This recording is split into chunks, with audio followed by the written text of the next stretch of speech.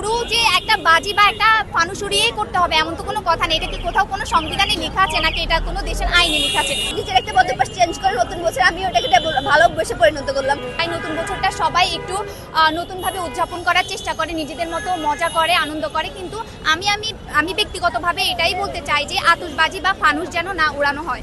কারণ আতশবাজি বা ফানুসের কারণে আমরা প্রতি বছরই আমরা শুনি যে হার্ট অ্যাটাক করে বা অনেক পাখি বা অনেক পশু পাখিদের মৃত্যুর খবর আমরা শুনি, বা অনেক জায়গায় আমরা শুনি যে যাদের হচ্ছে যে হার্টের সমস্যা থাকে বা স্ট্রোকের রোগী থাকে তারা অনেকেই হচ্ছে যে এই শব্দ দূষণের কারণে হচ্ছে যে তারা মারা যায়। তো আমি মনে করি যে এটাকে রাষ্ট্রীয় আইনের আওতায় আনা হোক।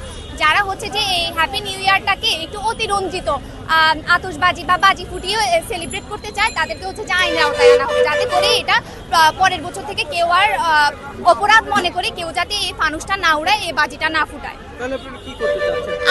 আমরা একটা নতুন বছর শুরু যে একটা বাজি বা একটা ফানুস উড়িয়েই করতে হবে এমন তো কোনো কথা নেই। এটা কি কোথাও কোনো সংবিধানে লেখা আছে নাকি এটা কোনো দেশের আইনে লেখা আছে? কোথাও লেখা নেই। এটা হচ্ছে একটা বিদেশি কালচার, যেটাকে আমরা আমাদের মতো করে ধারণ করে লালন করছি বা আমরা আমাদের মতো করে পালন করার চেষ্টা করছি। কিন্তু এটা যেহেতু প্রাণ নাশের কারণ হচ্ছে, প্রাণী হত্যার কারণ হচ্ছে, তাহলে কেন আমরা এটা করব?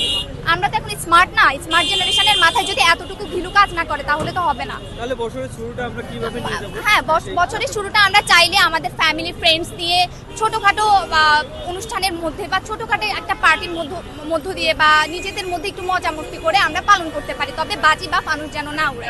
আতশবাজির কারণে বিভিন্ন বাসায় কিন্তু অনেক সময় বয়স্করা থাকে, তারপরে রোগীরা থাকে, ওদের অনেকে স্ট্রোকও করতে পারে হঠাৎ করে শব্দে।